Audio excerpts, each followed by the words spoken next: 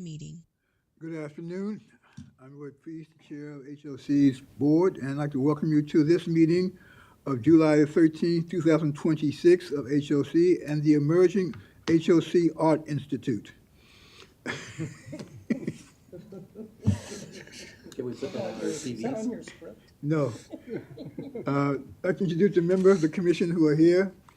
To my immediate left, Jeffrey Merkowitz, who's our vice chair, and Robin Solomon, Chair Pro Tem, and Linda Crooms, commissioner, and to my right, Paul Weech, commissioner, and also Azola Shaw, and welcome Azola back after kicking off the campaign dust off of her boots. So welcome all the commissioners for this meeting, and welcome those members of the public and the staff who are here with us today. Jonathan's on the phone. Oh, also Jonathan. Jonathan Miller is joining us remotely. He's somewhere in the world. The Hamptons. So with that, there's no amendments to the agenda for the meeting. So we'll proceed with the first item of business, which is our community forum usually, and we haven't heard from anyone, so that we can proceed then to the report of the president. Thank you Chelsea? so much. Thank you, commissioners. It's great to see you. Members of the public and the HLC team, I'm pleased to share an update on our activities. Next slide. As a reminder, we have three primary goals in our strategic plan. Each month, we highlight the work that's underway with each of these goals. The three goals are to expand affordable housing in Montgomery County, to enhance the lives we touch through supportive services and partnerships, and to excel as a world-class organization. Next slide. Overall, we continue to make progress on our 5-year strategic plan. We're at 62%. This slide really just encourages members of the public in particular to check out our website, see our dashboard, where you can go further into each of our goals, learn more about our progress at www.hocmc.org. Next slide. Today, we will focus on, in a very meaningful way, the work that we've been doing to expand affordable housing in our county. There are three sub-goals for this particular goal. One is to expand our portfolio, and that is one of our goals, of high-quality affordable housing. The second is to expand our supply in Montgomery County. And the third is to expand and optimize rental assistance. Next slide. In terms of how we're moving forward with our goal of expanding affordable housing, we're at 60%. This is a good indication considering we are in year 3, so we still have some work to do, but we're a little over target in terms of our progress. You will hear in today's presentation updates as it pertains to our developments, especially those that are under construction, and how we are moving those along. Next slide. Considering we are spotlighting our affordable housing work, thought it was a good idea to really lift up the 5-year milestone of our housing production fund. It has been 5 years since we launched what we know to be a fund that has garnered a great deal of attention across the nation. As you all may recall, and as this slide kind of depicts the timeline, in May of 2021 is when this fund was created with $50 million. Our second tranche was approved in March is when the resolution was passed in 2021. In May of 2022 is when we received the second tranche, really demonstrating the support that we've gotten from the county. We have multiple properties that are in various stages of development that are using these funds, the Laureate, Hillendale Gateway, and the Sage. I can share that we are oversubscribed, as you may imagine, and will continue to advocate for additional resources. Next slide. As I shared earlier, this definitely has been lifted up repeatedly as a model for others to follow. We have peers in Atlanta, Chattanooga, Chicago, New York City, and Boston that have created their own version of our HPF. I will also share that just today, in fact, NACO, which is the National Association of Counties, just published an article spotlighting our HPF. So that will be shared out to you all as well. We just, again, with Chattanooga getting attention of New York Times, had honorable mentions in that article. So we're really pleased with our fund and definitely intend to continue to think through what the next iteration of the HPF looks like. Next slide. In terms of our real estate development, today what I will do is provide some high level on a few projects. However, after this high level overview, I'm going to ask our Vice President of Real Estate, Carlos Bonner, to come before you and provide for the public a more thorough update on some of these projects. So I'll give some quick spotlights and we'll go further after the President's report. But as it pertains to the SAGE, our construction is on schedule. We're currently working on the parking garage. You'll hear and see that there's the utilities and the plumbing are underway. This is a property where we are using the Housing Production Fund, and we are projected for completion in July of 2028 and expect stabilization by the end of the year in 2029. Next slide. Again, you'll hear more about this, our Hillendale Gateway project. We are experiencing a few delays based on some unexpected circumstances during construction. And as a result, our completion date has been pushed a few months to May, June timeframe of 2027. But we're really still very excited about this project and what it will deliver to the East County. Next slide.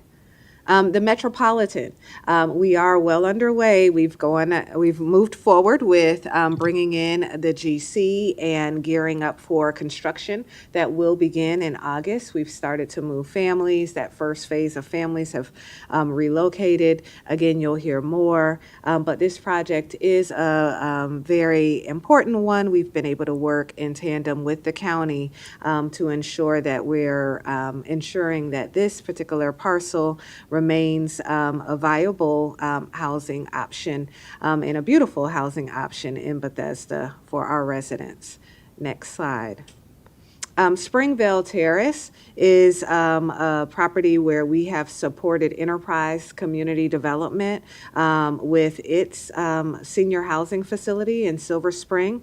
As commissioners, you may recall, you approved us providing 20 units of our Faircloth allocation for this particular development, and they are, and that property has moved forward in its development. Next slide. I'll ask Ken to come to the front. I'll give these next few slides and then turn it over to him, Ken Silverman, our Vice President of Government Affairs. But it's his office that provides this data. This is in regards to expanding housing supply in Montgomery County. These data points were pulled just to give some context in terms of what is happening in our county in terms of the ecosystem, how it might have a direct impact on our residents and our developments as well. This first slide just shares that employment is really beginning to go down in our county. We lost more jobs than any DC area county since 2024.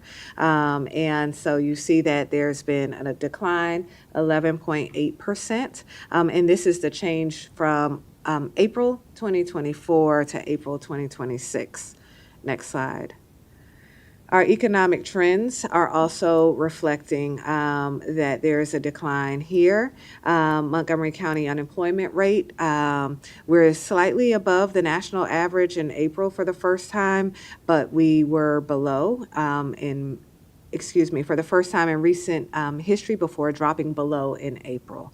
And so in the past, this was not an issue for our county. As you can see, we're beginning to experience challenges both with employment and our economy. Next slide.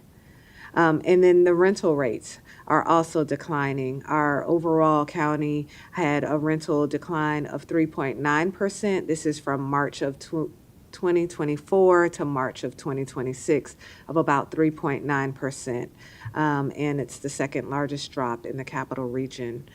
So we're seeing our rents go down. As well as, next slide, we are also really working hard to try to meet the goals set out with our counterparts with the Metropolitan Washington Council of Governments.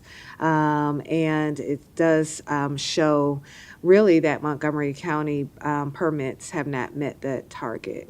I was curious, Chelsea. Mm-hmm. The rent decline caught everybody's attention, I'm sure. Where do we see it in our portfolio? Do you see it more on the bottom end, so to speak, or the top end, or across the portfolio? Well, it's sub-market dependent. And because of the county being as diverse as it is, there are some areas where we are seeing that the rental rates are going lower. For example, the Lindley, that parcel is located in a submarket where the average rental rate is down 11%. And so there is a variety. We're not immune in any way. And so it really does depend on what part of the county you're referring to. But we're experiencing the same across the board. And part of my question was the newer construction, modernized, amenitized, are you seeing it there as well as in our scattered site or in the Bs? Or it's more nuanced than that? It's difficult if you would allow an opportunity to think about the right way to answer that. I think that when we look at our construction, sometimes it's depending on what else is coming up at the same time in that market and what we're experiencing, if there's a saturation or a lack thereof. Across the board, what we are seeing is higher vacancy than we've experienced, period. What we're seeing in our scattered sites, unfortunately, it's less about how much we can garner in terms of rent, but more about retention and keeping our residents housed because of their employment circumstances and seeing a high amount of economic vacancy with people not paying rent. And a turnover on the scattered site, is it a rent reduction usually, or hard to say? The turnover on scattered sites Yeah. in terms of... Maybe it's too much detail for this purpose. Well, let me make sure I understand that question, though, so that I can get back to you. Someone leaves for whatever reason, are rents higher, or they drop at releasing, or It depends. It We depends on- typically, some of the programs have set amount in terms of where we're able to put the rent Right. at. If we're able to go to market, we can explore if it would be ideal to do that, depending on what's happening in that submarket. And so it really is contingent on that particular parcel, where it's located and what the rent is doing and what program. And there are, we have a whole host of programs that have different restrictions in terms of what the. maybe when we get our next quarterly division reports, there could be some nuance added to this. Definitely. Sure, Thank we you. could look at. I'd just like to add, I think those were great questions. Very interested, Chelsea, you said you go back and take a look. I'd be very interested in getting the answers to those too, especially the rents in the various submarkets. And actually, on that, let me ask a sort of a variant of that question. Do we see differences in vacancies in this, even among our properties, within our properties, on subsidized and market rate? So for example, are the vacancy rates higher in the market rate apartments than they are in our subsidized apartments? These are all very complicated and loaded questions. We have Right. 10,000 units. We have 10,000 units in different portfolios, in different conditions, in different circumstances. I think it would not be fair for me to make that type of comment, it'd be a little too broad to suggest that we're seeing a certain trend across affordable versus non-affordable. But what I can say is that in our scattered sites portfolio, which is we did present a full presentation on what's happening in that particular portfolio, that portfolio has struggled and had challenges. That portfolio was previously under our public housing, different scenarios where there are income restrictions. Those families were definitely hit the hardest during COVID and have had a hard time rebounding. In our mixed income properties, you will see that just as many people are leaving because they no longer have a job at NIH versus their subsidy, they didn't pay their portion of the subsidy. So it's so nuanced. If there is a specific property that there is a question about, we can definitely go deeper and try to give some additional analysis to see if there is a trend. We do reach out when people are not paying rent so that we can get that data. We did that for the 3Bs. We've heard a wide range of reasons why people were not paying rent. And so as we continue to collect data, we'll be able to provide more insights. So maybe Yeah, maybe the next quarterly division reports, because there's a difference between people leaving for economic reasons and where rents are going. They're two different subject areas. And I understand why we could spend a week just sitting here talking about it. It's not appropriate because it is a hard question. But maybe at our division reports, there could be some added color to what you're experiencing in any given project in terms of rents, as well as turnover issues. They're two separate subjects, if that's fair. Right. I think being able to highlight where we're having challenges, because again, we have 57 properties. Every single month is a different month, and there are definitely ups and downs and ebbs and flows with each property. But where there is a challenge and we're noticing a challenge, being able to share out more insight on what that challenge is. I would say that our asset management team, property management, works very closely to determine what and how we should position each asset in terms of rent. That is volatile. That happens on a monthly basis, determining are we at market? Should we offer concessions this month? Should we not? And so we have third-party property managers who are also doing that same level of analysis. We're doing comp analysis. They're walking other competitors to determine where to set rent. So it's very data-driven, and it also is very volatile, and depending on what is happening in that market. So yes. We can definitely lift up where there have been challenges and identify the work that has taken place to confirm that we're at the right price point in terms of where we are with our rent for that asset, as well as if there are any other unusual circumstances that are resulting in us having more vacancy than any other property in that submarket. Okay. Thank you. And so as we move forward, building permits, also we've demonstrated, I think this has been an ongoing discussion across the county, of course. What we did want to highlight in the next slide is that the county did reach its target for the first time in the last 2 years in Q1 as a result of HOC permitting the SAGE. So again, demonstrating the value of the HPF and the value, quite frankly, of HOC, seeing it through with keeping our promise of delivering affordable and additional units in the county. Next slide. I'm going to now turn it over to our Vice President of Government Affairs, Ken Silverman, to provide an update on our legislative activities. Good afternoon, Commissioners. So I guess the hot topic certainly is the dramatic finish of the 21st Century Road to Housing Act, which did become law over the weekend after President Trump allowed it to come into law without signing or vetoing the bill. We're continuing to look closely at all of the provisions. There's dozens of sections of the bill Most of the items that were in at the beginning in the original Senate Road to Housing bill were sort of put back into the final bill here. And so that does include some of the ones we've highlighted as particularly relevant for HOC, a new MTW cohort, which I know we've discussed in the context of our legislative priorities, and then obviously we'll want to closely watch how that's rolled out by HUD and make any decisions.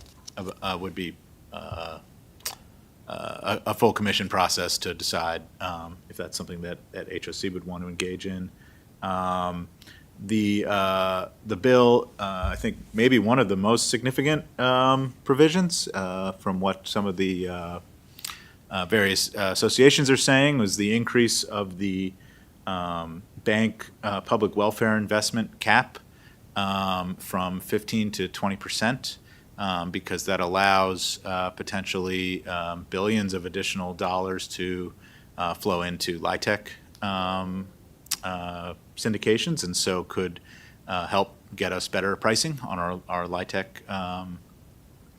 credits, and maybe offset some of the other changes that Trump administration or the Congress has made that is sort of putting downward pressure on pricing. It includes guidelines for single stair in multifamily buildings, which is sort of a hot topic. State of Maryland also has passed a study bill to produce a study looking at that in Maryland. Baltimore actually has gone ahead and done their own bill. And we know many other states are working on this or have adopted new single stair rules. There's some other things in the bill around modular construction, modular housing, manufactured housing, all of which hopefully could help to reduce the cost of construction of new housing. I think a significant item is greater authority to use CDBG funds for new affordable housing construction.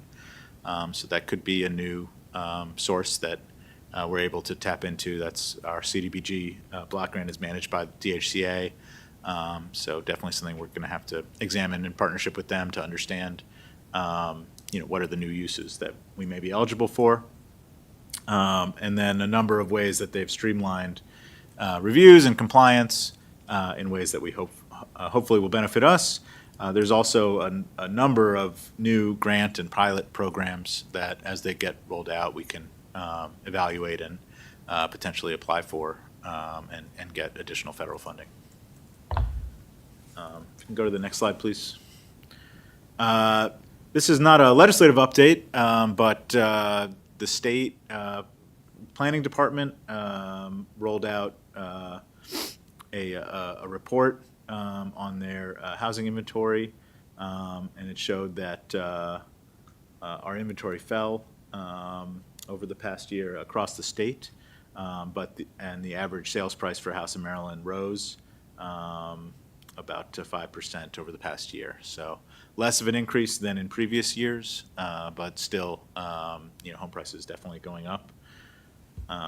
The other state update, which is we didn't include in the report, but there has been an indication that they do intend to call a special session to focus on redistricting. And so we will keep an eye on that. Don't expect that it would have, other elements. Usually they in the past, they've kept those very focused on whatever the topic at hand is. But definitely we'll watch and see if there's anything relevant to call attention to as we get more information about that.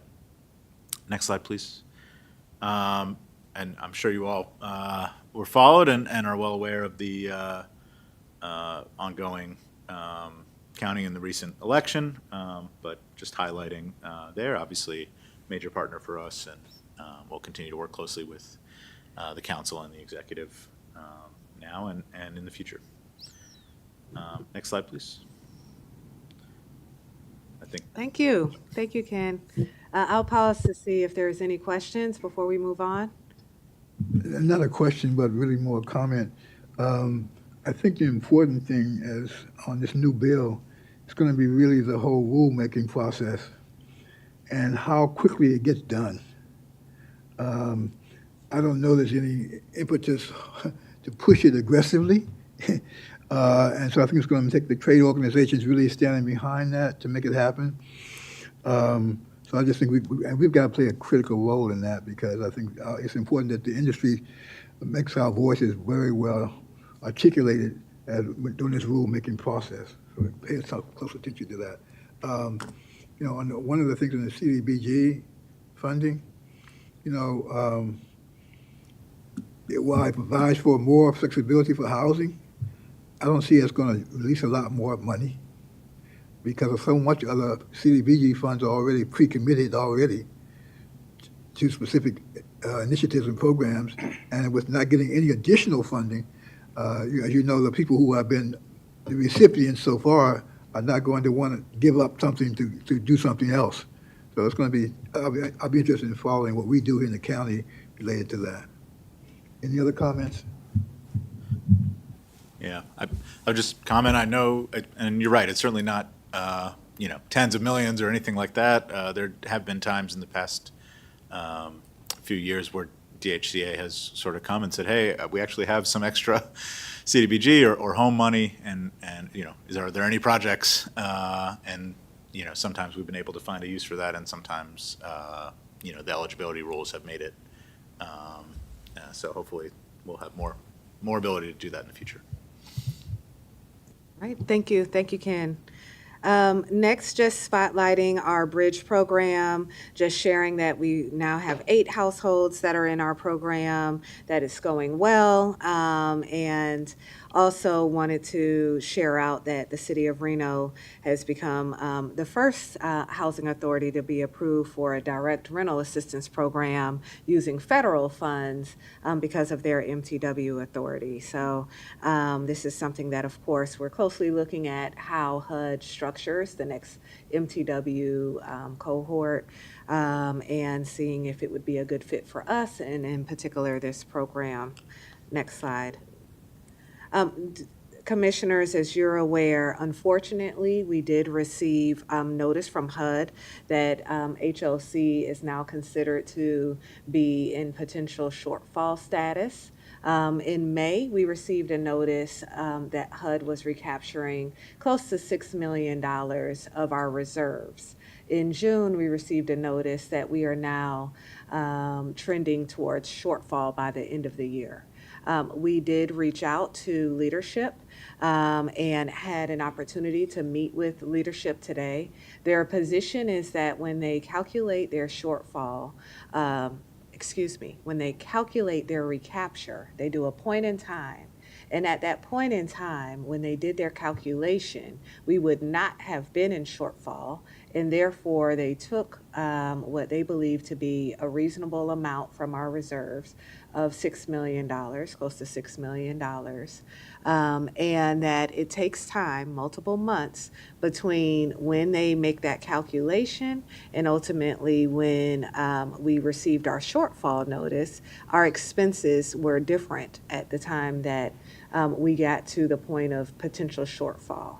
They acknowledge that there's a delay and that is an unfortunate circumstance. They said there's over 700 housing authorities that are now in potential shortfall posture, that this happens every year. We've just been fortunate, quite frankly, I guess, not to be subjected to this issue. But that because they make this calculation based on a certain point in time, it does not take into consideration whatever vouchers you issued that month, any recalibration that needs to take place because of that. This time frame is around the time frame, of course, we're having new payment standards. In fact, you all might recall the time frame where we were at the lowest point of utilization is when we were pushing to increase our utilization. If HUD had given us insight then, we would have slowed down and would not have gotten geared up as we have to get to the higher amount of utilization that we have.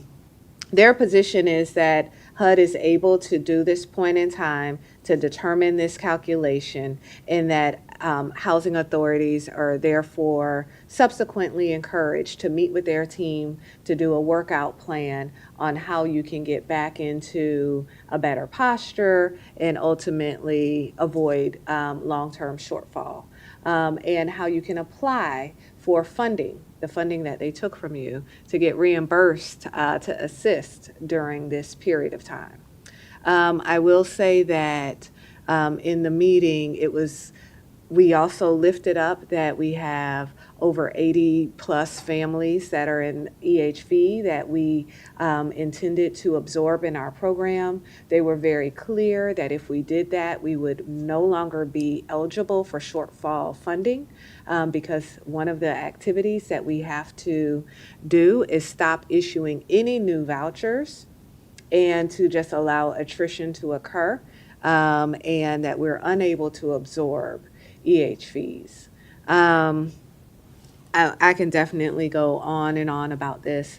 I will say that our elected officials have been on standby and have been wonderful in terms of being supports for us, from Senator Van Hollen's office to Congressman Raskin's office to the governor's office, in terms of what could they do to help potentially change the outcome here. HUD, while we did point them to the Consolidation Appropriations Act verbiage that indicates that HUD cannot recapture if it will result in a shortfall, they're standing firm on their calculation was based on our expenses at that date and time. And so there's been a $100 differential between our per unit cost between when they did their calculation and our current circumstance. But for the recapture, we would have the ability to continue our program as is. Currently, we have to pause on admissions and work with them around how to get out of shortfall. And I will ask Lynn, I see of course she's here. I want her to come to the front, please, just in case the commissioners have any other questions in regards to this particular aspect of our program. I don't have a question so much as just to express astonishment that, our reserve funds are there for a reason, for us to be able to draw upon them when needed. HUD decided to recapture them. That pushes us into a shortfall, so we are no longer, have those reserves available. And what's happening is that, families are being punished. Mm-hmm. We are not able to serve, we were trying to get back up to the level that HUD expects us, to actually use the vouchers that are available to us. Mm-hmm. And to maximize the benefit to families. And what HUD is doing is now going to push families out of housing and potentially onto the streets. Mm-hmm. And it's astonishing, it's outrageous, it's so counter to the mission of HUD. I'm hopeful that they will reconsider, that our elected officials will get involved, and that, that there'll be some attention paid to this. So it's crazy. I'm curious if you're finding that other housing authorities, is it a general trend to try and resend funds, or what are you seeing from your cohort, your compatriots? Lynn. We've received, thank you.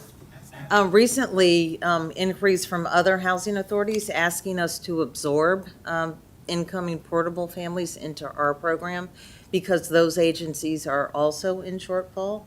So we've started to get an influx of those requests. But in the meeting today, they did indicate that there are 700 housing authorities currently at shortfalls. It is a historic, it's never been this high. And in the past 3 years, they've seen it trending this way. So NARO, in theory, and others might be helpful?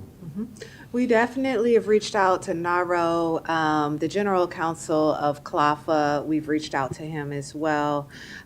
We had conversations with one of our other firms who actually are making this topic their fall topic. They're going to have a symposium, and one of the topics will be this.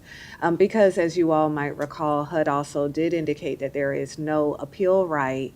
And so in our meeting today, I lifted up that there really is no due process. Even if you disagree with their calculation or ask for reconsideration, and they indicated that that's true, that their numbers are right, and that they have the legal ability to recapture, and they have the ability to determine at what point in time they make that calculation. I will say that it sounds as though other housing authorities may have been experiencing shortfall for a much longer period of time than HOC has. We have been operating our program very effectively and having the reserves available for us. And this is the first time we're experiencing HUD actually recapturing our funds. I'm unable to determine if the other housing authorities had the exact same scenario where HUD took the money the 1 month and then put them in shortfall. I will say LA had this same issue happen last year. They got elected officials involved. They went all the way to the top of HUD, was unable to get a different outcome. When speaking with the governor's office, they also had an issue with HUD. A recalculation resulted in them being in shortfall. They were unable to get a different outcome. And so it appears as though this is not a new scenario. It's new to us, but from my perspective, the number of times we meet with HUD on an ongoing basis, if they had indicated at any time earlier in those one-on-ones where we're meeting and forecasting that we needed to stop leasing up because they were going to recapture versus less than a 30-day notice, then we would have made some significant adjustments in terms of our recommendations even on how what our goals should be. As it stands, they want our utilization to go down, for us not to issue any additional vouchers, not to absorb, and not to move forward with project-based vouchering outside of projects that we've already submitted. But, I mean, I also just want to reiterate, like, so this is not that HOC has done anything wrong. Our utilization did drop, and it was, but one of the reasons, as I recall, that it had dropped was that Congress had granted us more vouchers. That is true. And so it was taking us time. Yes. So that kind of pushed our utilization rate down, You're right. and it was taking us time to get it back up to where it had been previously. And so it's like, again, it just kind of baffles me that the solution to, a temporary shortfall or a decline in utilization is to say, well, now you can never basically use those. You can never get back up to that level of utilization because we're not going to let you use the money. And the same holds true. I know we've been having some conversations around payment standards. Their recommendation is to not move forward on any adjustments to payment standards. So this will definitely have a significant impact on our program. I think what they have indicated is work with us and try to get out of shortfall. And then once you're out of shortfall, then you can begin to administer the program without this level of requirement or prohibition. We are trying to explore all the different ways that we can maximize the resources that we currently have. They go through everything from occupancy standards to utilities, et cetera. So you mentioned LA. I wonder if it's worth looking at housing authorities that are in red places. I can see LA not getting a lot of positive attention. Could be me, but maybe they're probably not large, maybe rural particularly rural areas? Maybe it's worth someone, not you, but your trade association folks? Thanks for raising that. We shall. Chelsea, could you just let me know, the 6 million is, and you did say that there was other housing units that they took money from. The 6 million, is that the highest? Are we the highest that they took the money from? Oh, in terms of reserves, no. And in fact, I think in LA, they took, I want to say $38 million. And in the subsequent, but it wasn't like us, 30 days later, okay? That's where I am really challenged for them to take so much money from us and then to turn right around. But they have taken reserves from other housing authorities in various levels. Yes, Thank you. thank you. So just as a matter, so I share everybody's outrage and anger. Just as a matter of using language, I mean, I don't think we should describe ourselves as in shortfall so passively. I think what we should say is HUD put us into shortfall, which is exactly what happened. But Chelsea, can you say again, how did they rationalize ignoring the Appropriations Act language? It seems pretty explicit. Right. And I had both Lynn Hayes and Ken Silverman on the call with me. They indicate that the beginning of that language allows HUD to make their own analysis. So it's based on their analysis in that point in time in which they're doing the analysis to determine if at that moment you would be in shortfall. And according to them, although they're unable to say exactly when that moment happened, according to them, when they did that in that moment, we would not have been in shortfall. Yeah, I would certainly like to see the analysis. I mean, if they can't provide the analysis, that's sort of arbitrary and capricious to me. But thank you for the answer. Go ahead. Yeah. Lynn, I'm just trying to get my brain around this. So, and what I really wanted to focus on is people who currently have voucher assistance who are at risk, right, of losing that assistance. And it sounds to me like our emergency voucher people are our biggest stories, that our ability to absorb them and provide them with rental assistance has been curtailed. Now, how about other existing voucher holders? It sounds like we'll affect them by not raising our payment standards, so we'll take away some of their ability to have some mobility in the county. But are there any other people besides emergency voucher holders who are at risk of So we will losing work rental to assistance? do that analysis to see, right, and so what HUD is projecting is a shortfall at the end of the calendar year.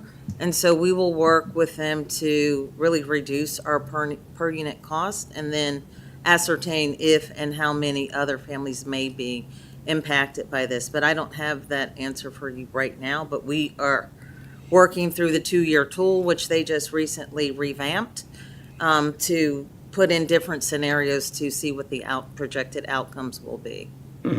So the potentially shortfall really means we don't have enough money to pay all the rents we've committed to out there. It may. Thank you. Couple concerns. One is the fact that I do wonder what HUD is doing with all this recaptured money.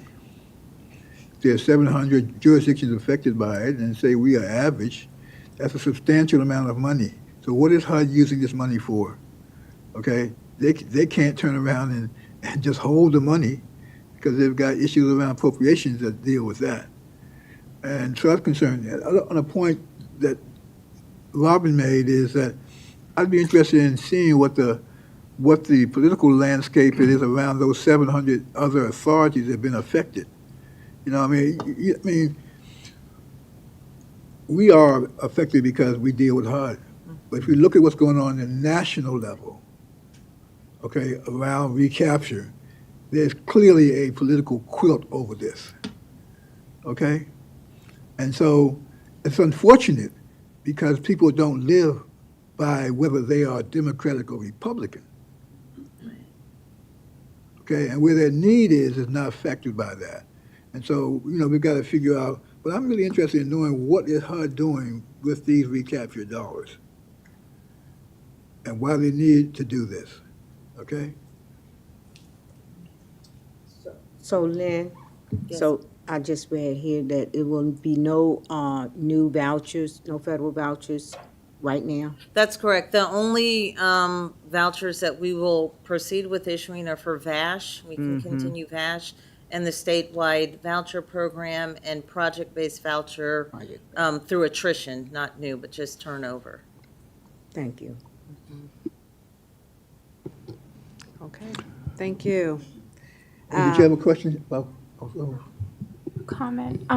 So I know you mentioned that you were going to do the analysis at the end of the year. I would just be interested in understanding the exact impact and the numbers. Yeah, sure.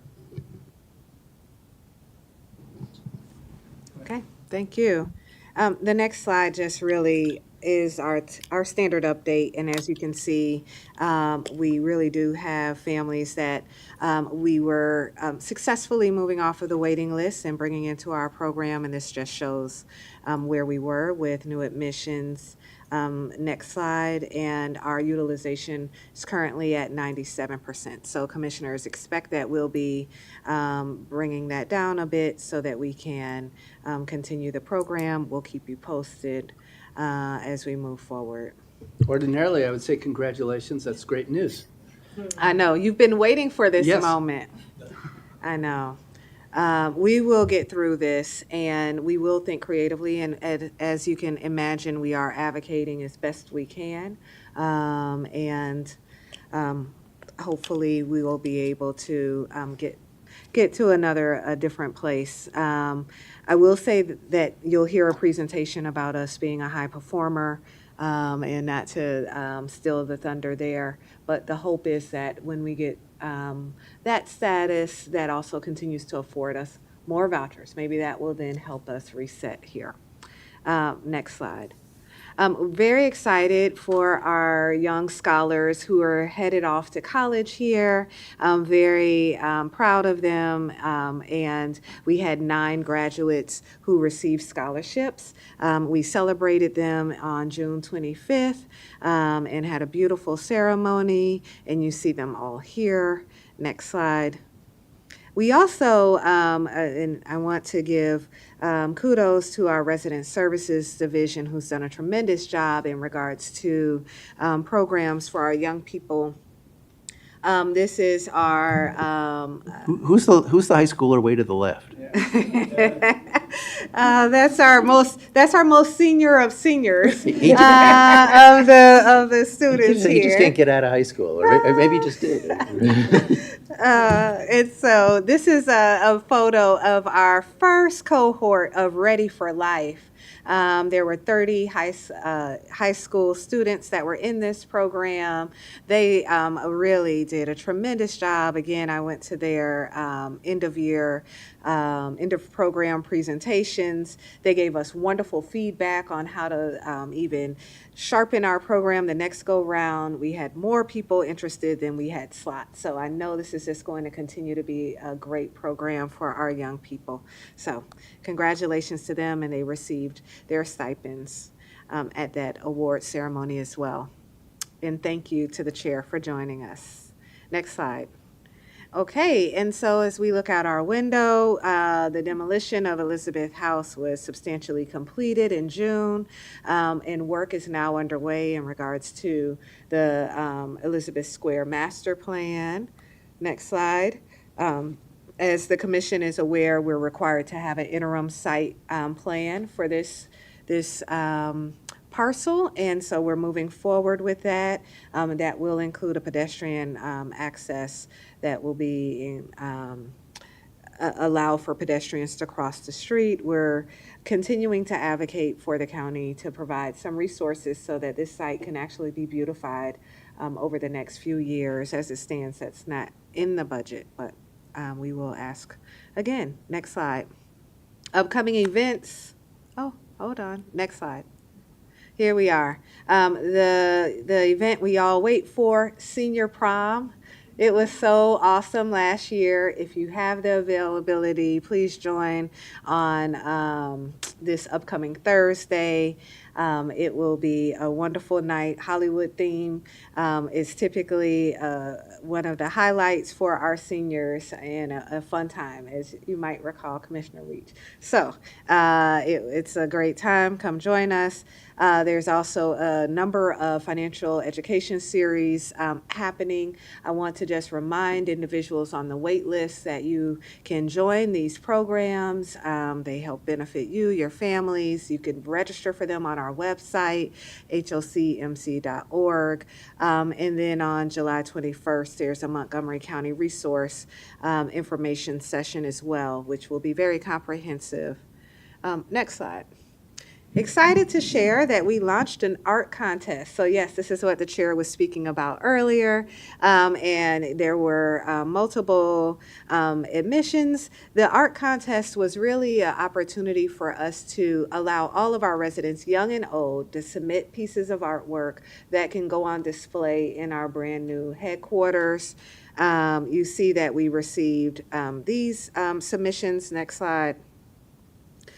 These are some additional artists that submitted their art. We allowed members of the public, next slide, to vote. We had over 200 votes online, and I'm pleased to share top 3. Next slide.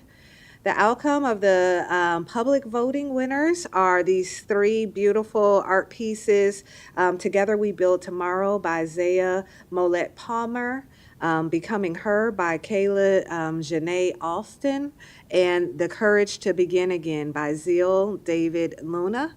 And so these 3 pieces will be on display in our building. We'll be framing them and putting them on easels 2 downstairs in the entranceway. And drum roll, please, as we go to the next slide, which shows the commissioner's choice. Here we are, the commissioners voted, and we did have, this was a tight competition here, but pleased to share that Zaya Molette Palmer is the artist who created the Together We Build Tomorrow. This particular piece will be on display in the vestibule leading into our public boardroom.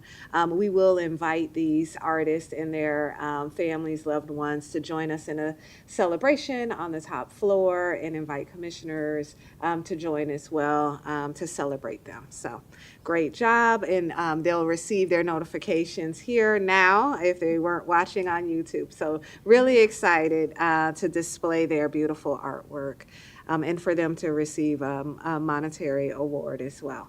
And so next slide. With that, thank you. Any other comments, questions? No questions about what's been presented. Are we planning to do anything for National Night Out? Every year, and I'm looking around for Davita, we typically do work hand in hand. We have a handful of properties that we have and work in partnership with the police department. Typically, there's an event at Tanglewood, there's an event at Cider. They've asked us to join their larger events that they host up county and down county, so we've been a partner in those larger activities. If you can just send out a event calendar showing what and where. Okay, will do. Okay. Thank you. No other questions? We'll proceed with our agenda. The next item is the Commissioners' Exchange. Other items? I can say that a lot of Commissioner Exchange has been going on in terms of sending articles around to each other. Nothing that constitutes a meeting, but at least it's information sharing, so continue to do that.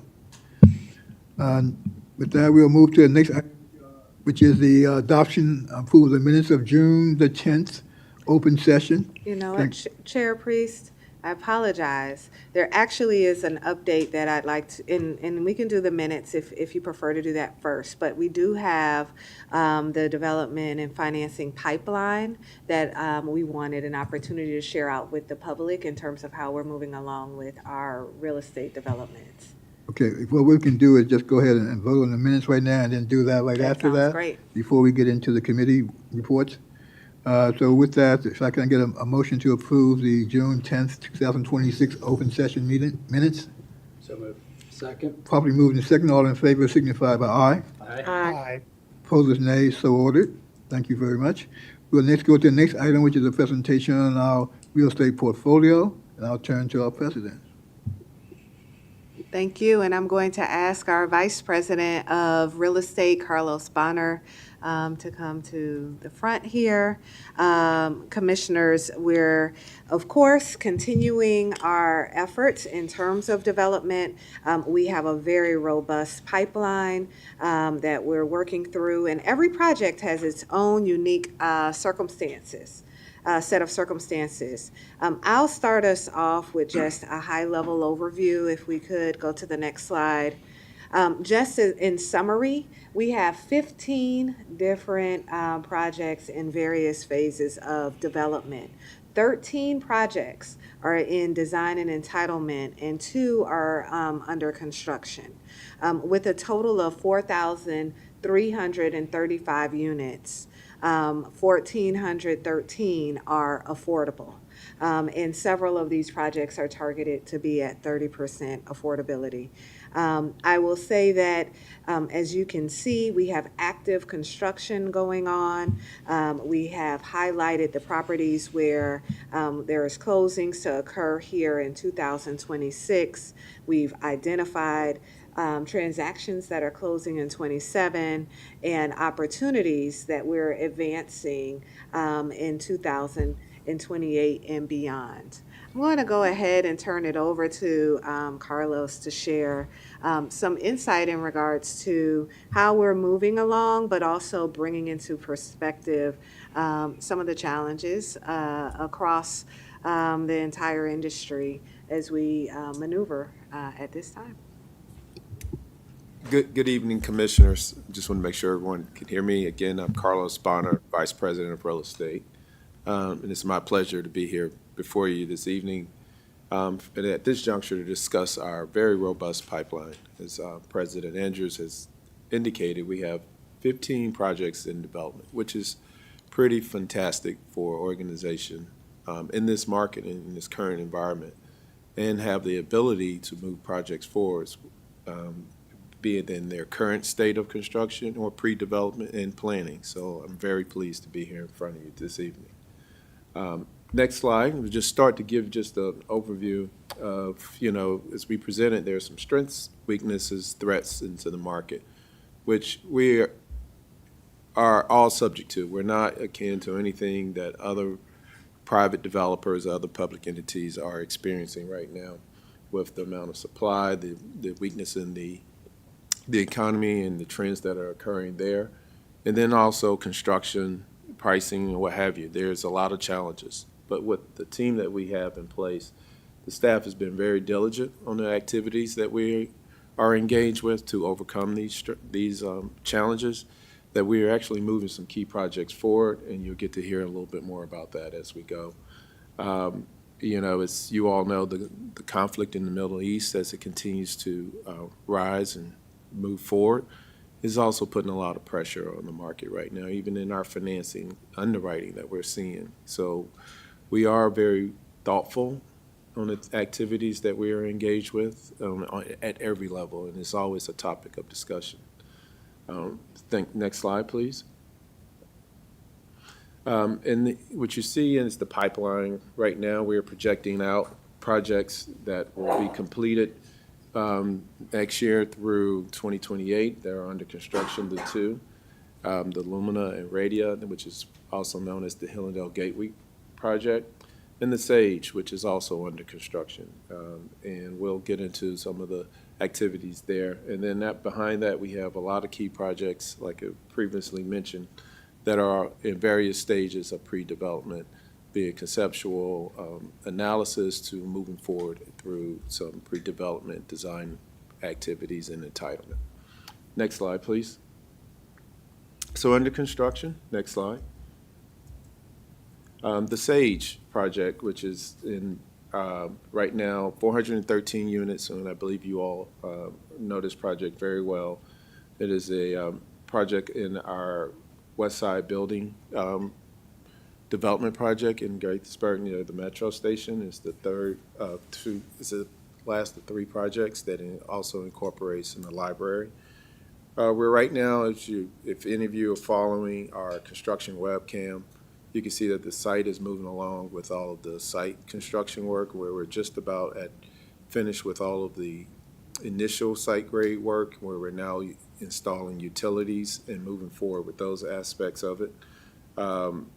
The project, 413 units, 21 units will be at 30% AMI, 62 units at 50% AMI, and 42 units at 70% AMI. So next slide, please. Oh, no, I'm sorry, I go so fast. The ground floor amenities. This project is a highly amenitized project with 21,000 square feet, and it's been very well positioned to be competitive to other highly competitive, high-end products in the market. So we are fitting right alongside there. Our construction management team, CBG, is our general contractor. And as President Andrews mentioned, we're right in the stage of getting ready to start erecting the precast garage, and all the backfill work that is associated with that is moving forward. And we anticipate that work, well, now in July, so we're moving forward with that.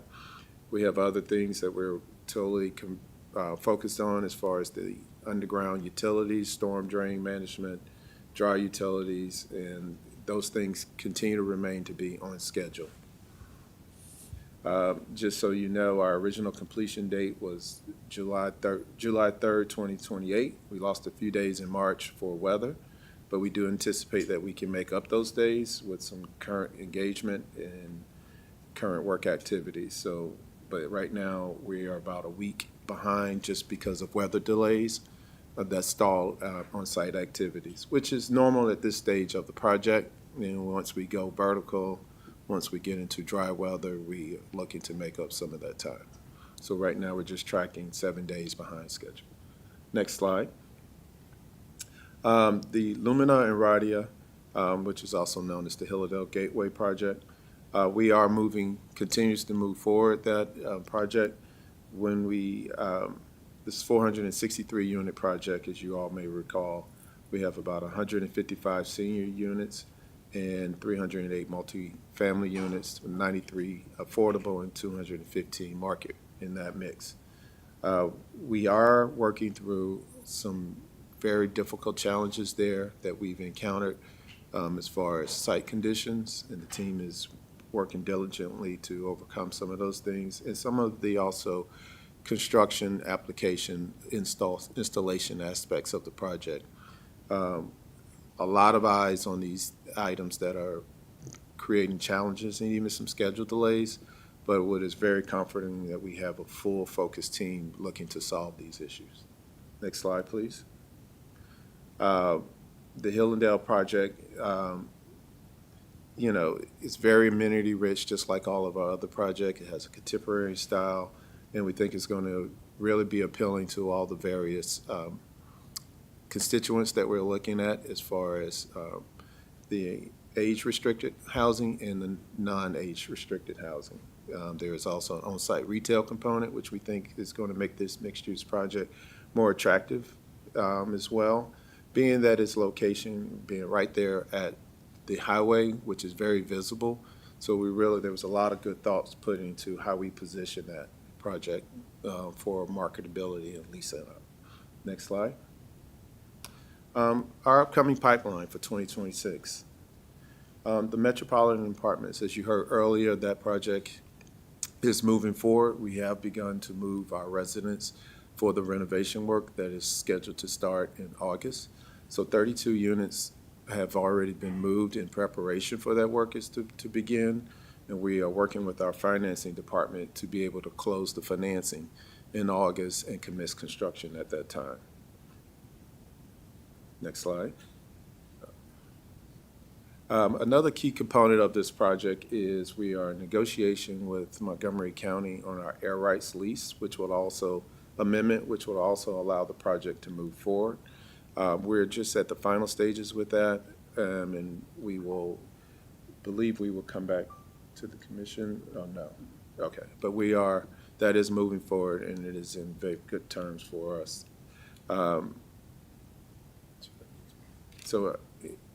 All good. So next slide.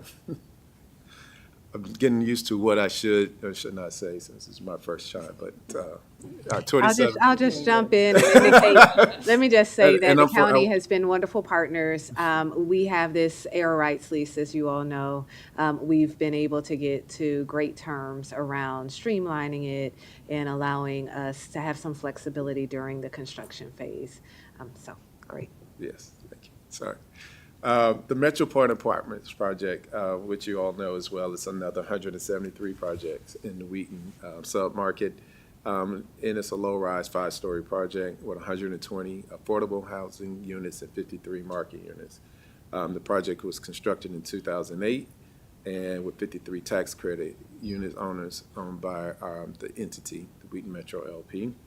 The original plan for Metro Point began with the work to address immediate and long-term capital needs. We're going to modernize the exterior and interior of the building, refinance it with FHA mortgages, and resyndicate the low housing tax credits for the affordable property.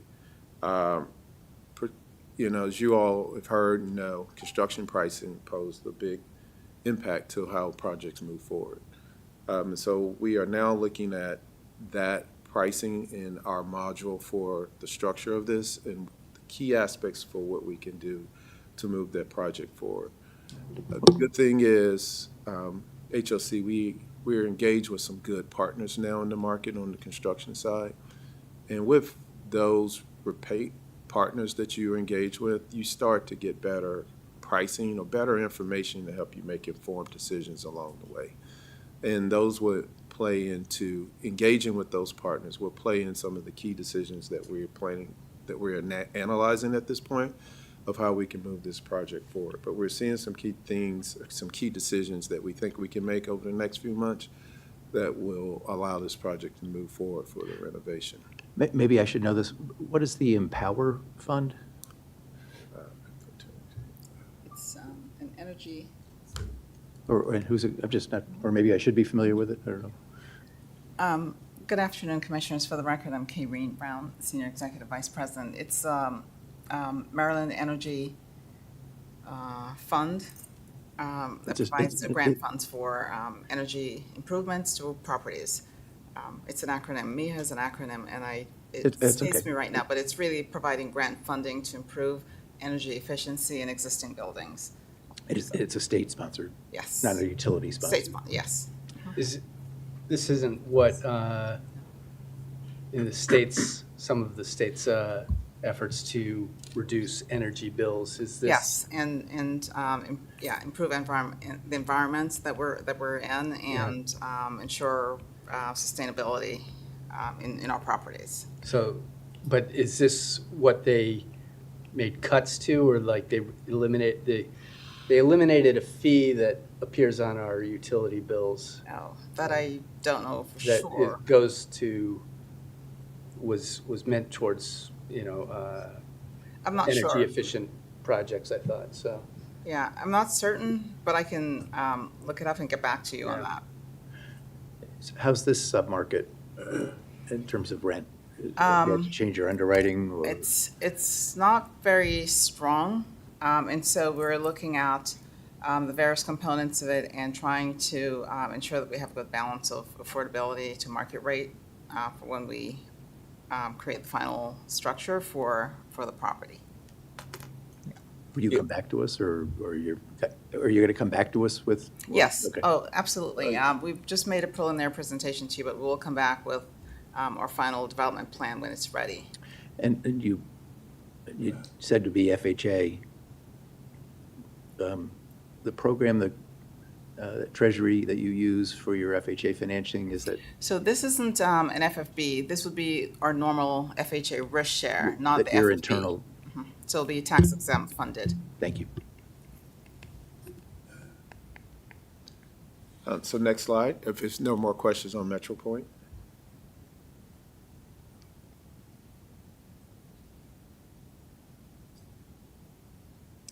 Yeah. Okay. We can move forward.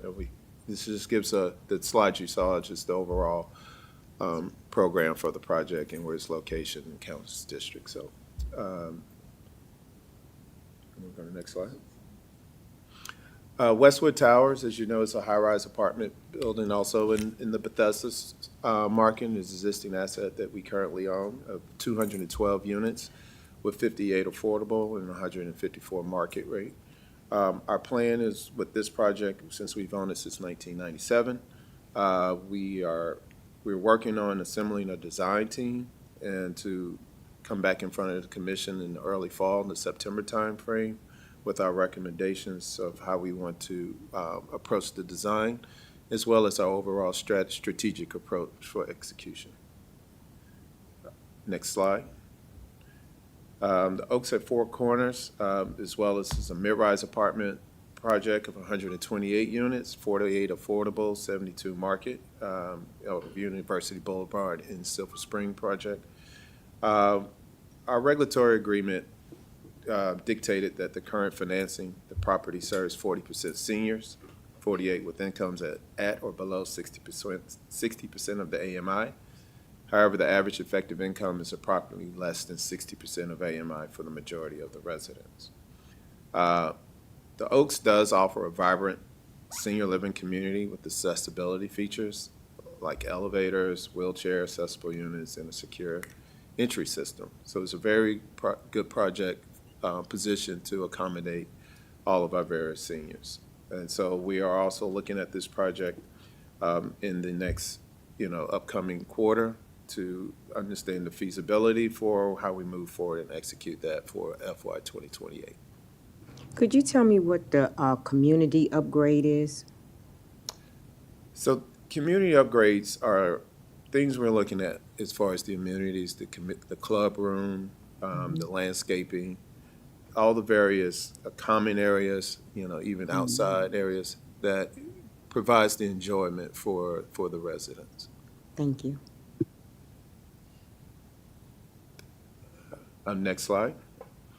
The Sandy Springs Missing Middle, that is another project in Silver Spring, Maryland.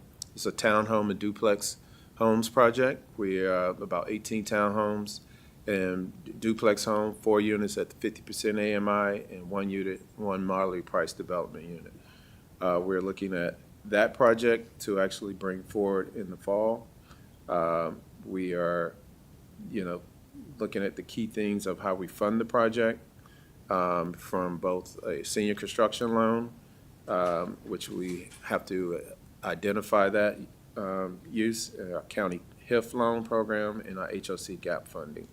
So we will be requesting construction to permanent loan financing as part of our next approval for the project. And as you see on that, that's a project we're looking to close in 2027. Next slide. So as I just mentioned, I don't have to go into it, but the key thing here is we are in the pre-development stage, which is also looking at all the key components of our design and positioning and how we finance the project. So next slide.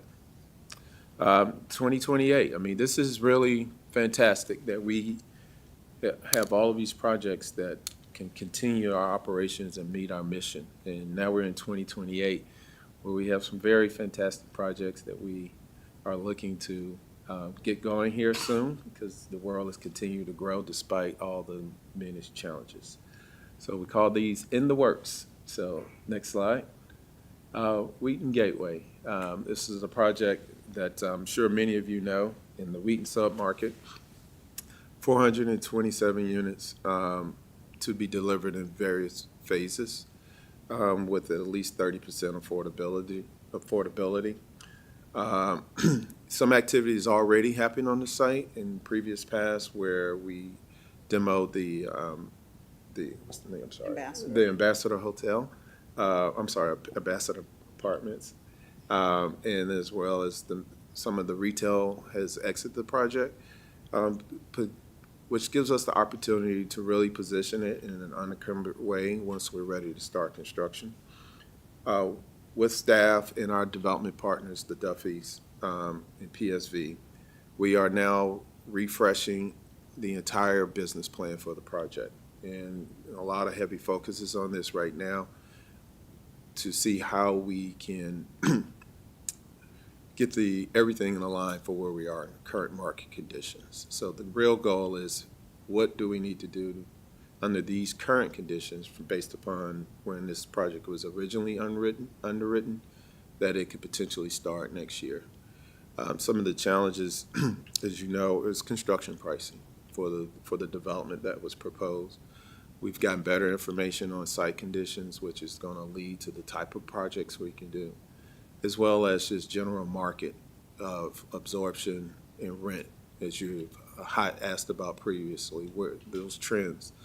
So we're really going to take a strong look at this project and how we work through it with our development partners. The good thing is they are actively involved and engaged. One of the key things that's not mentioned in here, but which is a plus, is that it is no guarantee, but we've been nominated for a potential opportunity zone.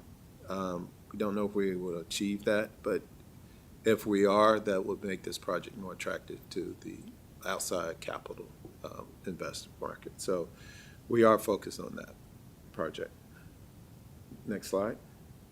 And again, as you saw in the package, this gives more details of where we are, and as I just mentioned, ready to re-engage with the strategic plan, which may look at the design and the schematic designing and phasing of the project, which we will be looking at to make sure it aligns to the feasible financing structure for the project. Next slide. Heritage at Emory Grove.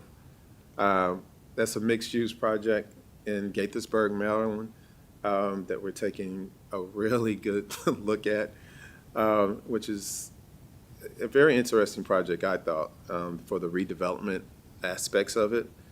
I think this one you all will find very attractive for the way we may approach this with the subsidies, the relocation of our residents from other projects. I think Camp Hill Square is one that is already moving people out now.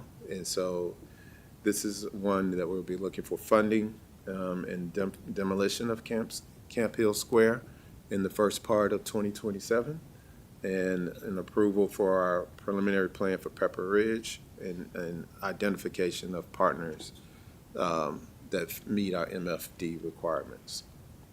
Next slide.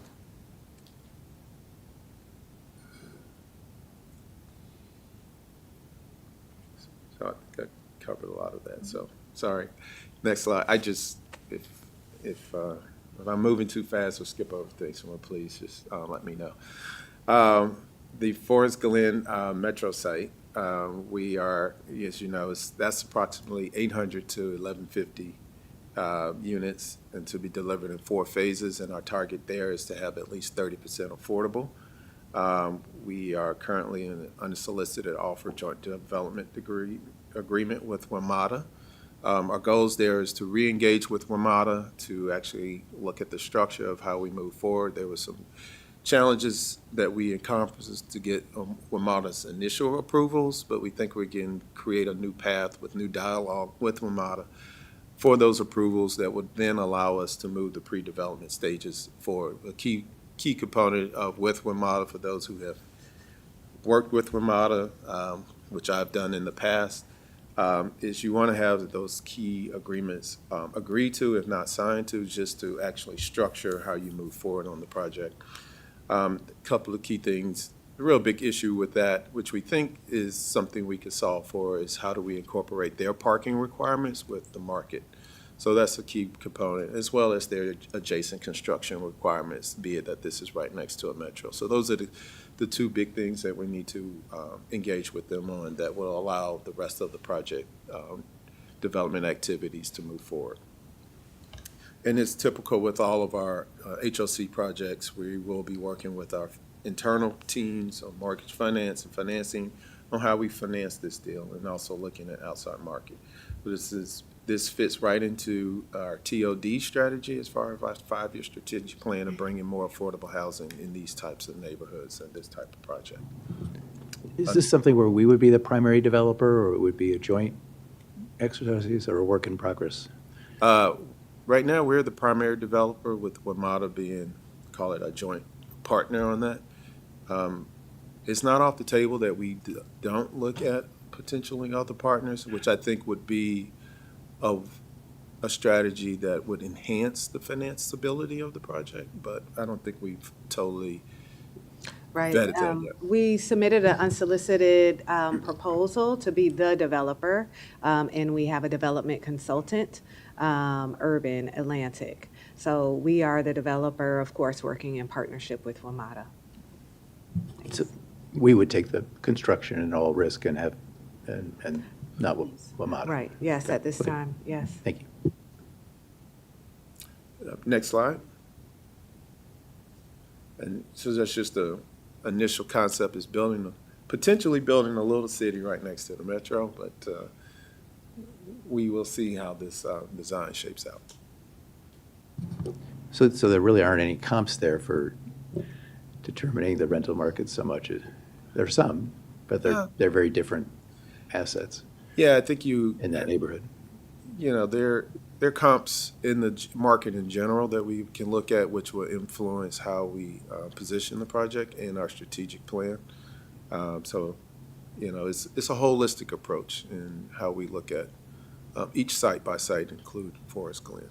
Thank you. Next slide. All right. Any questions? Any questions from the commissioners? If not, I want to thank you for this very comprehensive oversight of where we are. And I hope that my lifeline will extend to I can see all of this.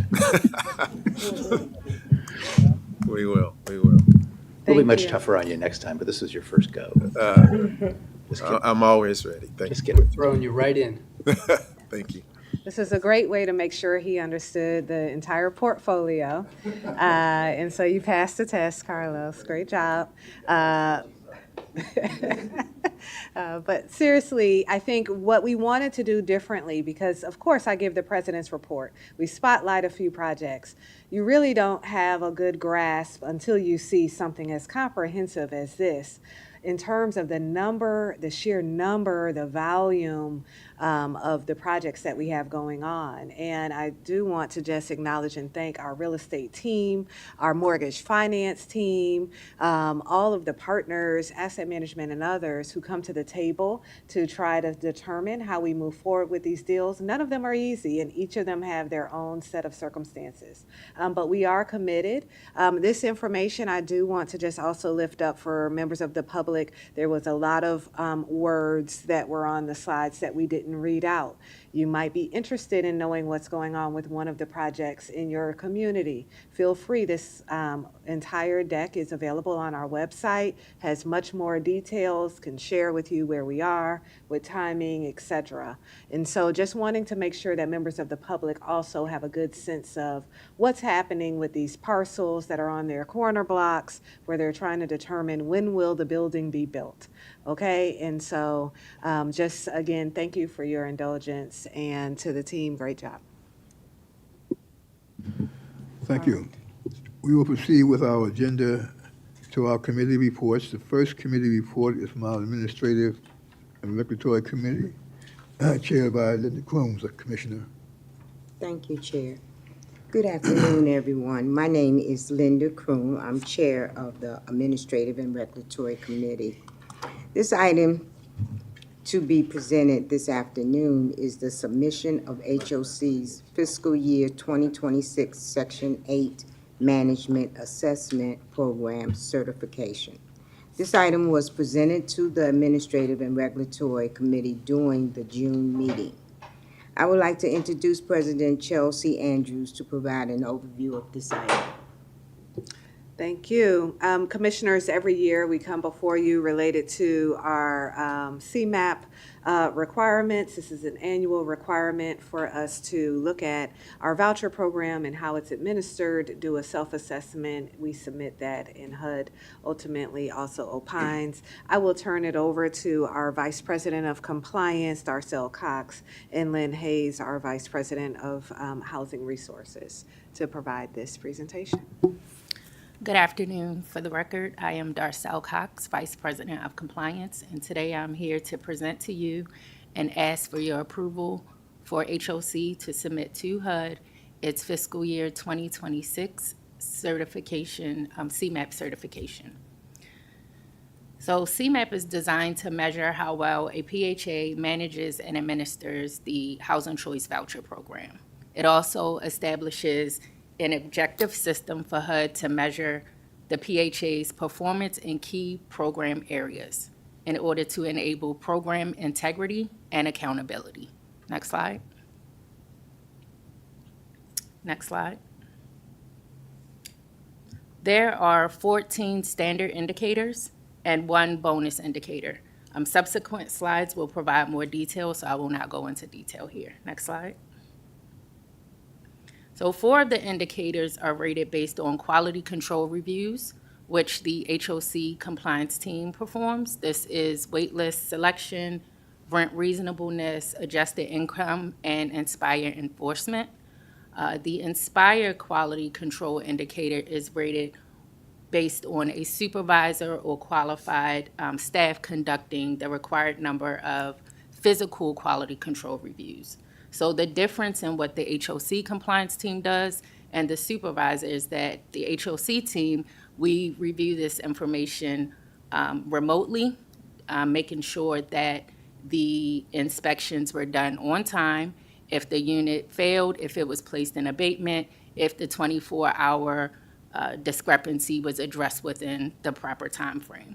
And then with the Inspire quality control indicator, someone physically goes out and does a re-inspection to make sure that the inspector, original inspector, didn't miss anything or that they actually captured everything or didn't cite something that wasn't factual. Next slide.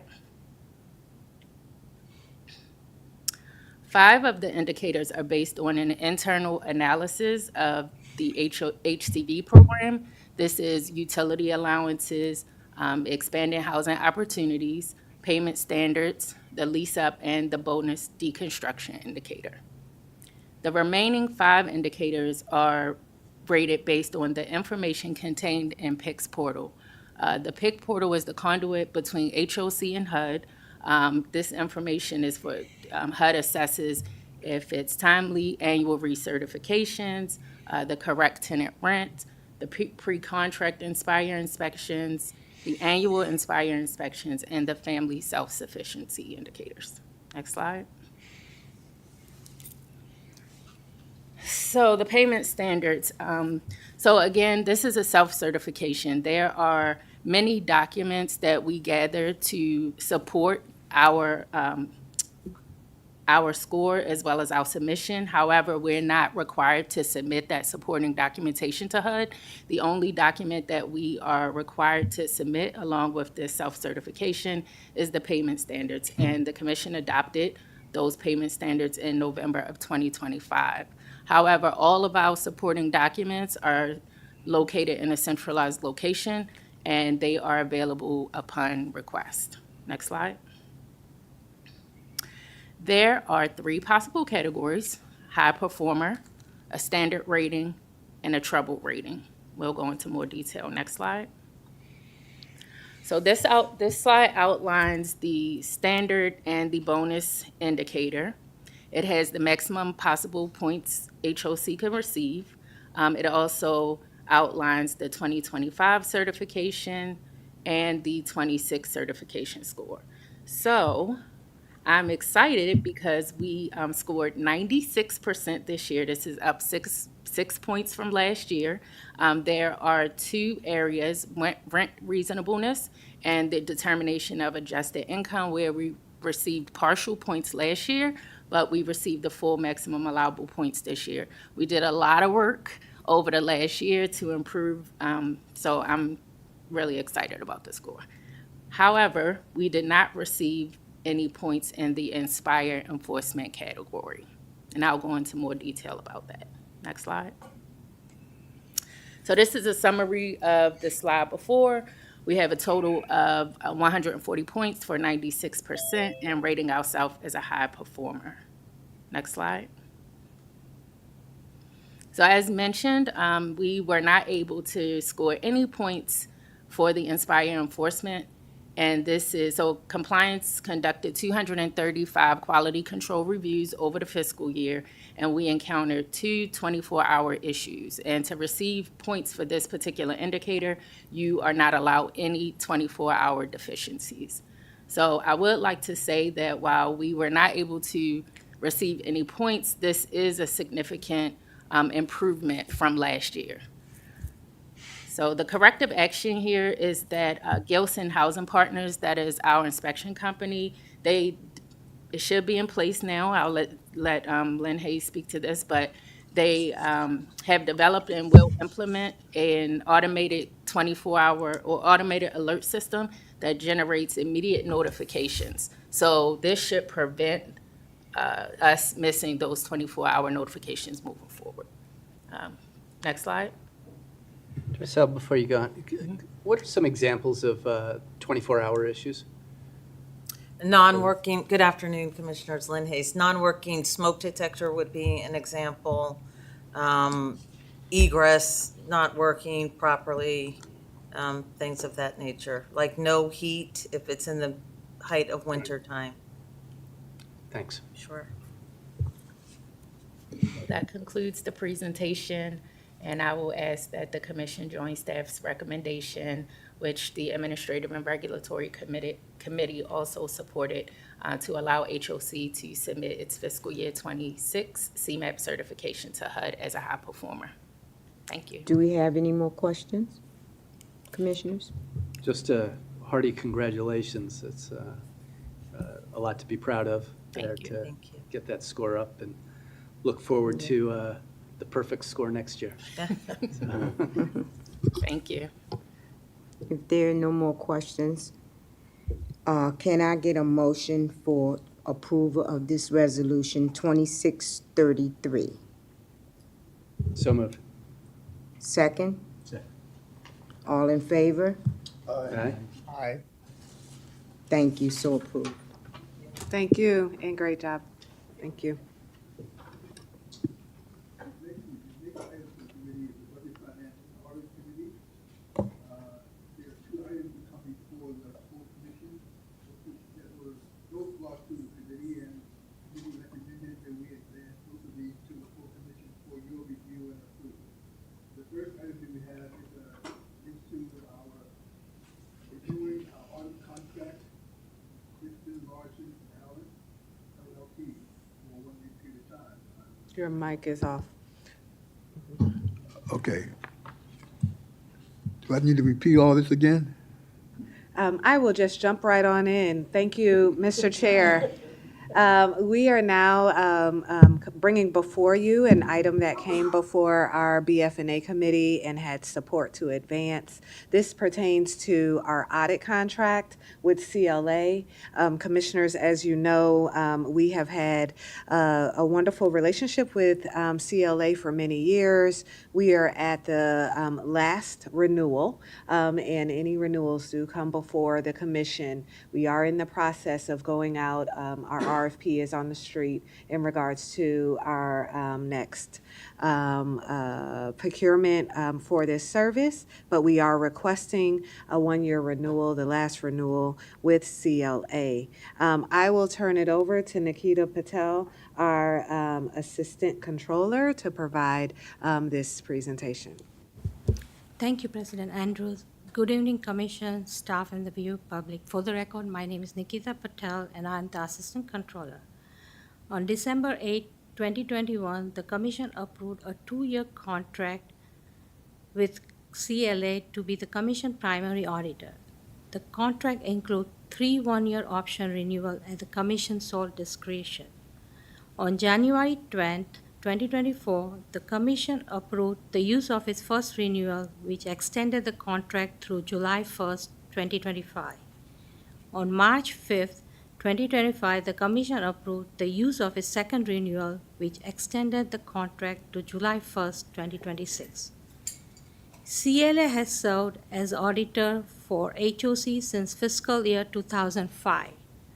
Under the current contract, CLA performed the agency annual audit, including the single audit, and 6 bond indentures audit. CLA depth of audit knowledge as well as their level of commitment, availability, and access is exceptional. Staff requests authority to utilize the third and final one-year renewal option and has promulgated a request for proposal for the next iteration of the primary audit contract. The BFNA reviewed this request at its meeting on June 26, 2026, and joined staff in its recommendation to renew the primary audit contract with CLA for a one-year term through July 1st, 2027. That concludes the presentation. Thank you. Are there any questions from commissioners related to this request? I would just simply say that we have been very fortunate to have had the opportunity to work with this firm. I think all of us had a chance to get a presentation from them from their audit reports that they do to us. So you're familiar with the level of review. And the fact that I respect about them is that they are not unwilling to make the findings. So often, audit firms sometimes try to give a gloss over in order to satisfy their client. And I can say that's not the case with this audit firm. And I've been very pleased with them over the times that I've had a chance to work with them. And so I totally support and recommend this item for approval to the full commission. Can I get a motion to approve the request for resolution 26-34? So moved. Probably moved and seconded. All those in favor signify by saying aye. Aye. Those is nay. So ordered. Thank you very much for that. And thank them for the quality of work that they've been performing for HOC. The next item to come before us is the item related to the selection of a vendor for elevator modernization in our Battery Park property. I'll turn to our president. Yes, thank you. Commissioners, this item also came before the committee. This is related to a capital improvement that was planned at Battery Park related to updating the elevator. I will turn it over to our asset management team led by Kelly Dickerson, as well as the asset manager, Aaron Smith, who's been working on this project. Thank you, President Andrews. Good afternoon, Commissioners. Again, for the record, my name is Kelly Dickerson, Vice President of Asset Management, and I'm here with Aaron Smith, Asset Manager. Today, we propose the first elevator modernization project at the HOC Battery Park project. It's one of three. We'll share the background of this project, the procurement process, project cost, funding source and schedule, and conclude with our recommendation for your approval. Please move to slide 3. I think we're there. Thank you. Before discussing the project itself, here is some background on Battery Park. HOC acquired Battery Park in 2024 to preserve affordable housing opportunities in Bethesda. In late 2024, in combination with the property's financing, the Commission approved capital resources from the Opportunity Housing Reserve Fund to address building needs. And although Battery Park remains an important long-term redevelopment opportunity, the buildings are over 60 years old and require strategic investments to maintain safe and reliable housing for our residents. And since acquisition, the staff has completed some assessments and prioritized our critical life safety and infrastructure improvements throughout the property. Battery Park contains 256 apartments across 3 buildings, include 192 affordable units, and serves households between 50 and 80% of area median income. And one of the highest priorities identified in our most recent assessment was the modernization of one specific elevator in building 4900. Next slide, please. The elevator in building 4900, and indeed most of them, have exceeded their useful life, but this one is in a critical state of repair and needs to be replaced. It's original to the building, which, as I mentioned, is over 60 years old. Industry life expectancy for this type of elevator is roughly 30 years, meaning the equipment is well beyond its intended service life, bless its heart. An independent elevator condition assessment determined that the equipment is in finite condition, and as a result, the components are just simply obsolete. We can't just get the parts anymore, even subject to the other constraints on the market right now. As a result, no elevator contractor is actually willing to provide a comprehensive maintenance agreement on this elevator, and we simply need to move forward to modernization. While the maintenance contractor hasn't implemented over the past couple of years preventative maintenance to extend operation, these are just temporary measures to address those deficiencies.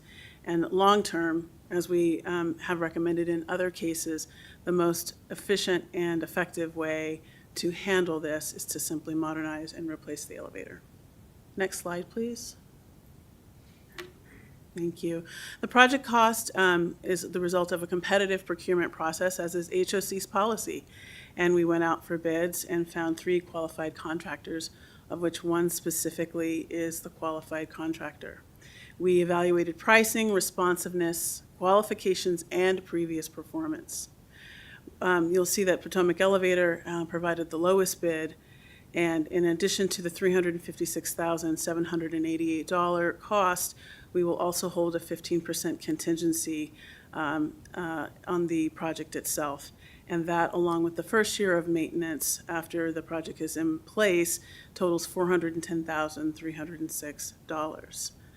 Based on pricing and performance, we're specifically recommending Potomac Elevator as a result. Next slide, please. Here you'll find a tentative schedule in which we went through the process of identifying the dates in which this will occur based upon approval, if obtained this evening. We'll issue the notice of award and move to contract. And from there is the longer period of the engineering, permitting, shop drawing process.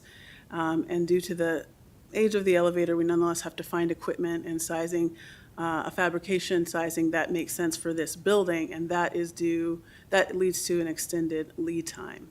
Installation is scheduled to begin at the beginning of 2027 with a targeted completion of this in the second quarter of 27.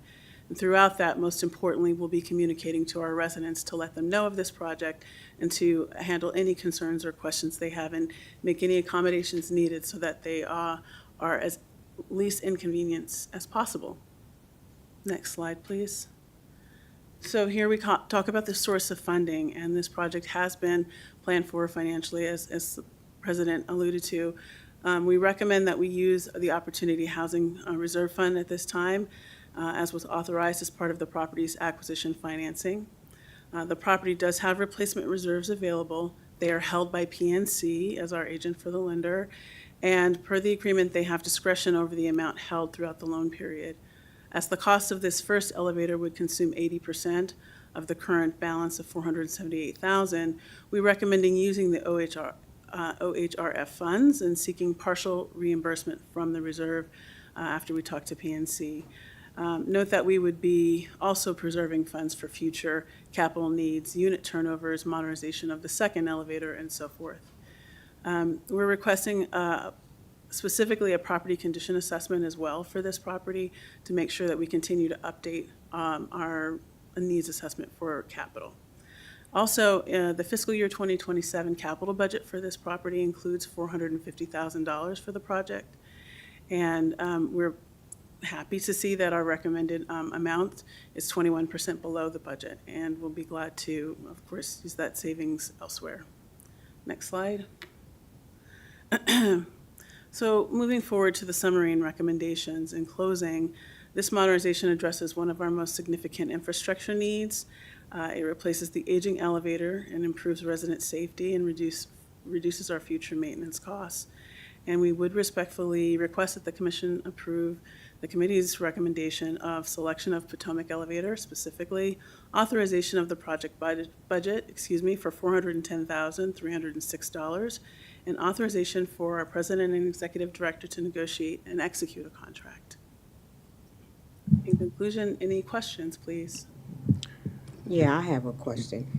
This is just for, first of all, how many did you say elevators was in Battery Park? There are 3 buildings. 3. Yes, ma'am. And you said it's just one that you're requesting money for. Am I correct? Yes, this time, correct. And that's the one that's the worst? Mm-hmm. But wasn't all of them built at the same time? Yes. So there is exposure in the future, and we're doing our best to schedule this one so that we're ready for the next 2 if we can do them at the same time. Okay. Thank you. Are there other questions from commissioners? If not, could I get a motion to approve Resolution 26-35? So moved. Second. Probably moved and seconded to approve Resolution 2635. All in favor signify by aye. Aye. Aye. Opposers, nay. So ordered. Thank Thank you you, very much. Commissioners. Thank you. Can I get a motion to recess the meeting in order to convene the Development Corporation meetings? So moved. Is there a second? All in favor signify by aye. Aye. Opposers, nay. So ordered. The development corporations are entities that are wholly controlled by HOC and own various properties for each development corporation. The board of directors is comprised of the HOC commissioners, and the officers are the same as the officers of the commission. Each development corporation held its annual meeting on June the 10th, 2026. The meetings convened today are to approve the minutes of those meetings.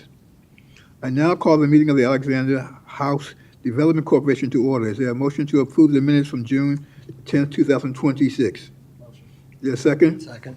All in favor signify by aye. Aye. Opposers, nay. So ordered. With no further business to come before the corporation, this meeting is adjourned. I now call the meeting of the Barclay Apartment Development Corporation to order. Is there a motion to approve the minutes from June the 10th, 2026? So moved. Is there a second? All in favor signify by saying aye. Aye. Opposers, nay. So ordered. With no further business to come before the corporation, this meeting is adjourned. I now call the meeting of the Brookside Glen Apartments Development Corporation to order. Is there a motion to approve the minutes from June 10th, 2026? So moved. Second? Second. All those in favor signify by saying aye. Aye. Opposers, nay. So ordered. With no further business to come before the corporation, this meeting is adjourned. I now call the meeting of the Diamond Square Development Corporation to order. Is there a motion to approve the minutes from June 10th, 2026? So moved. The second? All in favor signify by aye. Aye. Opposers, nay. So ordered. With no further business to come before the corporation, this meeting is adjourned. I now call the meeting of the Glenmont Crossing Development Corporation to order. Is there a motion to approve the minutes from June 10th, 2026? So moved. Second? Probably moved and seconded. All in favor signify by aye. Aye. Opposers, nay. So ordered. With no further business to come before the corporation, this meeting is adjourned. I now call the meeting of the Glenmont Westerly Development Corporation to order. Is there a motion to approve the minutes from June 10th, 2026? So moved. Second? All in favor signify by aye. Aye. Opposers, nay. So ordered. With no further business to come before the corporation, this meeting is adjourned. I now call the meeting of the Magruder Discovery Development Corporation to order. Is there a motion to approve the minutes from June the 10th, 2026? So moved. Probably moved and seconded. All those in favor by aye. Aye. Opposers, nay. So ordered. With no further business to come before the corporation, this meeting is adjourned. I now call the meeting of the Metropolitan Development Corporation to order. Is there a motion to approve the minutes from June 10th, 2026? Is there a second? I second. All in favor signify by aye. Aye. Opposers, nay. So ordered. With no further business to come before the corporation, this meeting is adjourned. I now call the meeting of the Montgomery Arms Development Corporation to order. Is there a motion to approve the minutes from June 10th, 2026? So moved. Second. All in favor signify by aye. Aye. Opposed, nay. So ordered. With no further business to come before the corporation, this meeting is adjourned. I now call the meeting of the Oaks at Four Corners Development Corporation to order. Is there a motion to approve the minutes from June 10th, 2026? Second. Probably moved and seconded. All in favor signify by aye. Aye. Opposed, nay. So ordered. With no further business to come before the corporation, this meeting is adjourned. I now call the meeting of the Paddington Square Development Corporation to order. Is there a motion to approve the minutes from June 10th, So moved. 2026? All in favor signify by aye. Aye. Opposed, nay. So ordered. With no further business to come before the corporation, this meeting is adjourned. I now call the meeting of the Pook's Hill Development Corporation to order. Is there a motion to approve the minutes from June 10th, 2026? So moved. Second. All those in favor signify by aye. Aye. Opposed, nay. So ordered. With no further business to come before the corporation, this meeting is adjourned. I now call the meeting of the RAD 6 Development Corporation to order. Is there a motion to approve the minutes from June 10th, 2026? So moved. Probably moved and seconded. All in favor signify by aye. Opposed, nay. So ordered. With no further business to come before the corporation, this meeting is adjourned. I now call the meeting of the Scattered Site 1 Development Corporation to order. Is there a motion to approve the minutes from June 10th, 2026? So moved.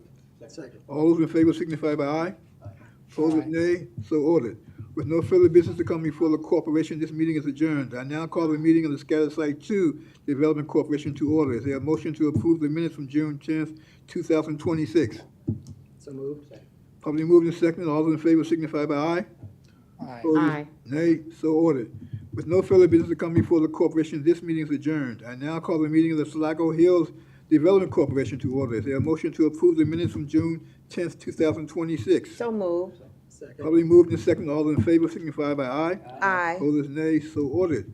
With no further business to come before the corporation, this meeting is adjourned. I now call the meeting of the TPM Development Corporation to order. Is there a motion to approve the minutes from June 10th, 2026? So moved. Second. Probably moved and seconded. Is there a motion to approve? All in favor signify by aye. Aye. Opposed, nay, so ordered.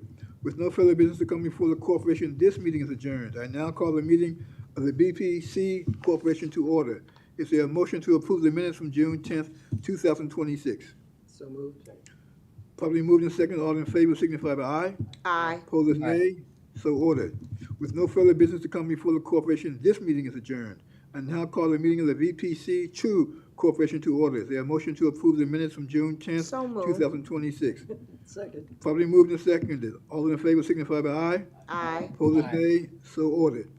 With no further business to come before the corporation, this meeting is adjourned. I now call the meeting of the Wheaton Metro Development Corporation to order.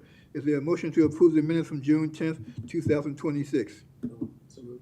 Probably moved and seconded. All in favor signify by aye. Aye. Opposed, nay, so ordered.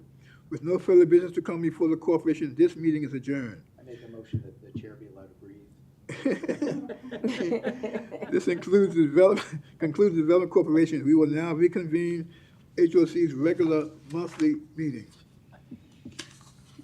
Pursuant to Section 3305B and D of the General Provisions Article of the Annotated Code of Maryland, I move to adopt the written closing statement dated July 13, 2026, and to adjourn this open session to a closed session to discuss three topics.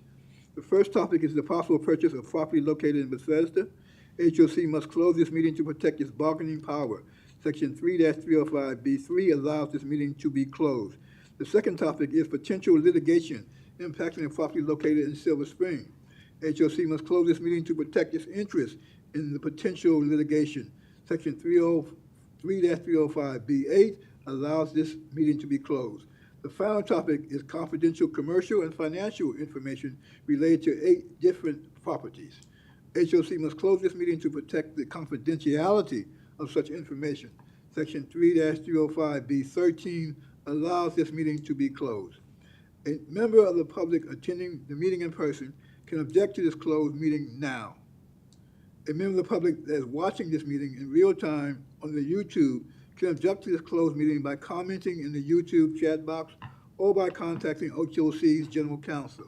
Instructions can be found in the Open Meetings Objection Procedures, which is posted on HOC's website. Do I have a second? All in favor signify by aye. Aye. Opposed, nay. So ordered. This meeting is adjourned as of 5:59.